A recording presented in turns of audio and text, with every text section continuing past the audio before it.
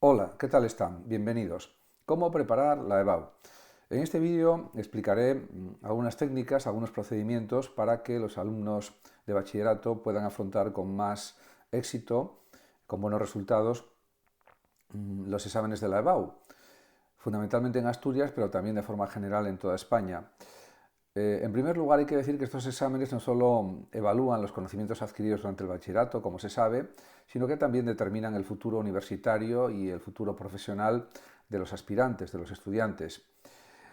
Además, hay que decir que una preparación adecuada es esencial para afrontar con confianza estos retos que plantea el asistir a esos exámenes, aunque vayan con profesores acompañantes y pues aunque sepan en qué consisten las pruebas, los contenidos que entran en las pruebas, en las distintas materias, pues esto supone también pues un cierto nivel de exigencia, como es lógico por otra parte, no podría ser de otra manera. En cualquier caso, es evidente que una buena planificación es clave para el éxito en estos exámenes.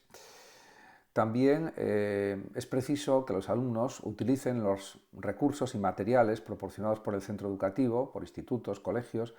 así como exámenes resueltos de años anteriores,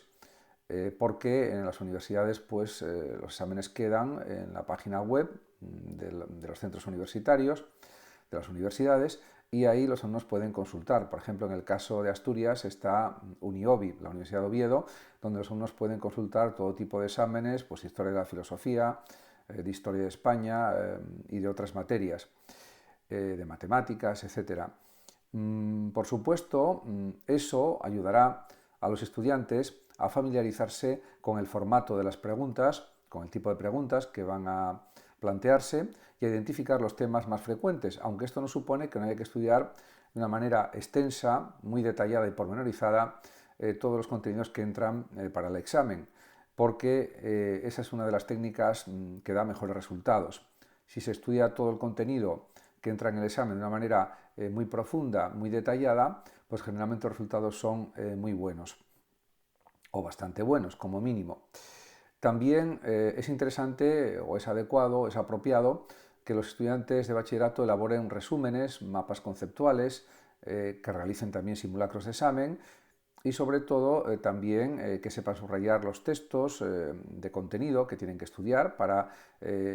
afianzar mejor en su memoria los contenidos, entenderlos, comprenderlos y sobre todo hay una cosa que siempre insisto mucho y es en que tienen que practicar la técnica del repaso, de un repaso reiterado, de un repaso recurrente, porque si no la curva de olvido, como decía Bingaus, pues aparece para todos y realmente lo estudiado se va olvidando de forma progresiva. Por lo tanto, para mantener lo memorizado en la memoria a largo plazo conviene repasar de forma continua. Cada cierto periodo de tiempo hay que repasar y volver a repasar. Eso es clave también. Por otra parte, también es necesario que durante los exámenes de la EBAU los alumnos gestionen el tiempo eficientemente, que no estén, por ejemplo, con una pregunta que no saben cómo contestarla o que han estudiado poco ese contenido que se pregunta, pensando, repensando y perdiendo el tiempo. Vale más, creo yo, centrarse o empezar por las preguntas que se saben mejor y dejar para la última parte las preguntas quizás más difíciles para ya, con lo ya realizado, intentar dar una buena contestación a lo preguntado. Aunque, por supuesto, existen otras formas de organizarse a la hora de realizar los exámenes. Esta es una más, la que he expuesto simplemente. También es muy importante algo que suele suceder también en los exámenes de bachillerato, en los propios centros educativos, que algunos alumnos no leen bien los enunciados de las preguntas, las opciones, y luego se confunden en el examen. Por tanto, también en los exámenes de BAU es conveniente que los alumnos lean todas las opciones antes de decidir cuál responder, asegurándose de contestar también todas las preguntas de la opción elegida o de las opciones elegidas. Otro elemento muy importante, otra cosa muy importante es asegurarse de dormir lo suficiente para mantener una mente despejada y lista para los días de los exámenes de la EBAU, porque si no puede haber fallos de memoria, puede haber desorden, desorganización en los exámenes y eso también baja la nota, como es lógico por otra parte. Otro punto a considerar es que la constancia y una actitud proactiva y positiva son las mejores aliadas para tener buenos resultados en las pruebas de EBAU, de tal manera que los exámenes se saque la mejor nota posible en función de lo que se ha estudiado y en función de la preparación que se ha tenido durante todo el bachillerato, durante primero de bachillerato y segundo de bachillerato especialmente, como es lógico, por otra parte. En relación con historia de la filosofía, pues en Asturias pues hay la posibilidad de realizar simulacros de exámenes, como en cualquier otra comunidad educativa, con las pruebas de la EBAU de Historia de la Filosofía.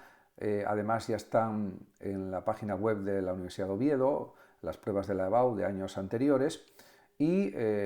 pues realmente pues hay exámenes de junio, de julio, de años pasados. Y todo eso sirve para que los alumnos entren en esos exámenes, no solamente Historia de la Filosofía, sino de otras asignaturas también, si así lo consideran, de tal manera que también vean, analicen los criterios de corrección también de los exámenes, revisen los exámenes ya corregidos para ver cómo se valora cada contestación, la extensión, la profundización de las contestaciones, todo eso es muy importante. Por supuesto, está claro que es difícil que los alumnos obtengan notas de sobresaliente en los exámenes de la EBAU. Es difícil, pero no es imposible. En cualquier caso, pues hay alumnos bastantes que consiguen calificaciones de notable, pues de 7, 8, 8 y pico, etc. En cualquier caso, también es posible llegar al 9. El 10 es más difícil de conseguir porque tiene que estar el examen perfecto, muy bien argumentado, muy bien redactado y con los contenidos exactamente que se piden, con la extensión solicitada y con la profundidad también requerida, lo que no es una tarea fácil para alumnos de bachillerato, como es entendible. También hay que decir que, diríamos, en favor de los profesores, que hacemos lo que podemos, porque realmente con 3 horas, por ejemplo, en Historia de la Filosofía, de clases a la semana, pues se puede hacer mucho, pero se podría hacer más si fueran 4 horas a la semana. En ese sentido, pues es verdad que en las distintas asignaturas los profesores generalmente vienen a decir que hacen lo que pueden con el tiempo disponible, con el nivel de los estudiantes también pues hay que tenerlo en cuenta y por lo tanto a veces no se puede avanzar demasiado deprisa porque si no, lógicamente los alumnos no entienden nada. En definitiva, hay una serie de problemáticas ahí que se van solucionando sobre la marcha gracias a la grandísima labor de los profesores y también al esfuerzo de los estudiantes, pero en cualquier caso, diríamos, los docentes se centran en los temas esenciales, en los conceptos fundamentales, explicándolos de la mejor forma posible, de la manera más extensa y más detallada posible también, en función del tiempo del que se dispone. Y luego también está, claro, el esfuerzo del alumnado, que es clave. El esfuerzo de los alumnos es fundamental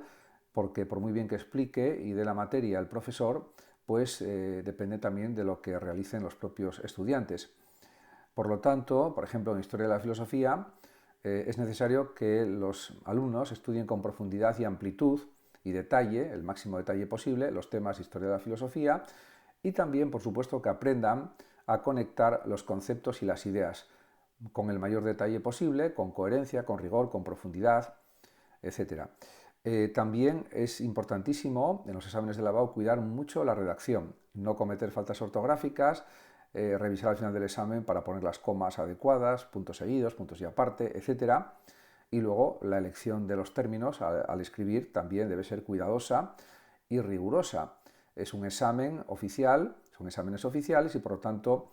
la elección de las palabras tiene que ser muy ajustada a lo que se pide en los exámenes, usando el vocabulario propio de la filosofía o de la física o de la química o de la asignatura de la que se está realizando el examen, o de historia o de la asignatura que sea, lengua, etc. En definitiva, insisto, los alumnos deben utilizar una expresión escrita, coherente, razonando y argumentando con rigor y explicando bien o de la mejor forma posible los contenidos que se preguntan con orden y propiedad en la expresión. También es recomendable que los alumnos utilicen sus propias palabras al escribir y que no sea pues volcar en el examen lo aprendido de memoria, a veces sin entenderlo. En ese aspecto, pues eso es algo que se les dice siempre a los estudiantes. Lo que sucede es que para algunos es difícil conseguir eso, para otros es más sencillo. En cualquier caso, el esfuerzo por escribir con las propias palabras debería ser lo requerido y lo deseable. También otro punto muy importante es que los alumnos deben ceñirse a lo que se preguntan las cuestiones y no salirse, como se dice coloquialmente, por los cerros de Úbeda, diciendo cosas que no están en relación con lo preguntado.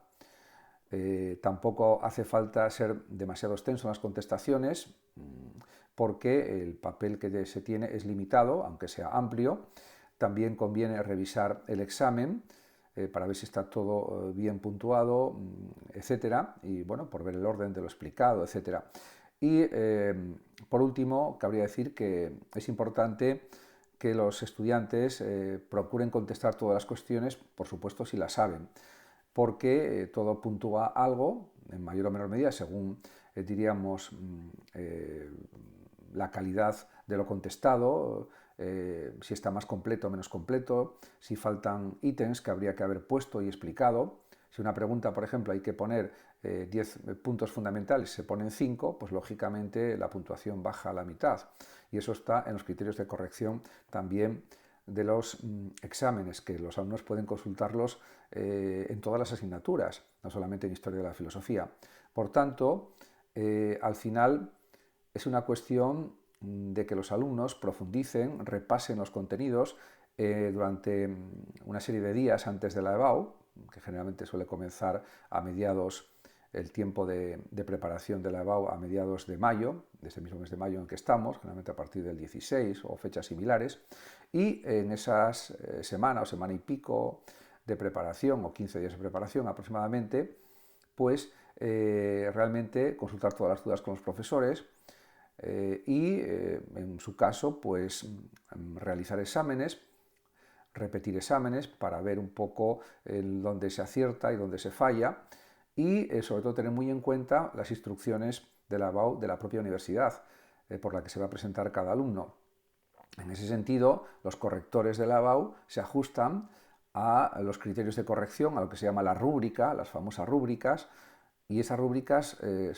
son la forma en que van a corregir. Por lo tanto, aunque luego pueda haber reclamaciones,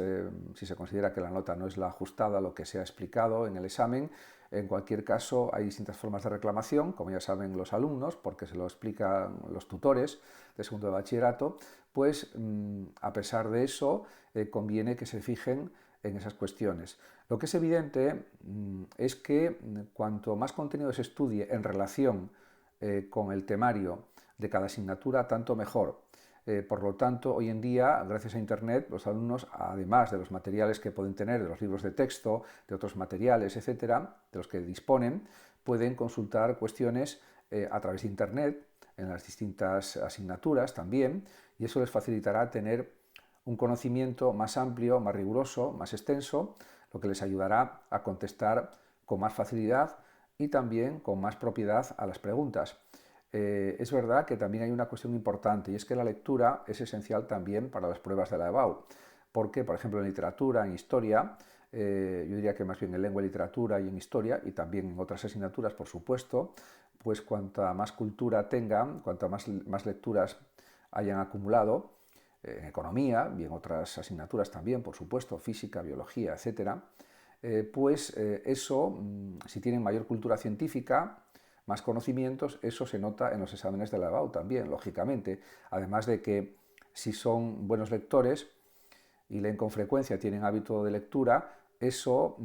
les hará que les sea más fácil desarrollar los contenidos, tendrán más soltura a la hora de escribir, a la hora de redactar, y eso también ayudará a realizar un mejor examen.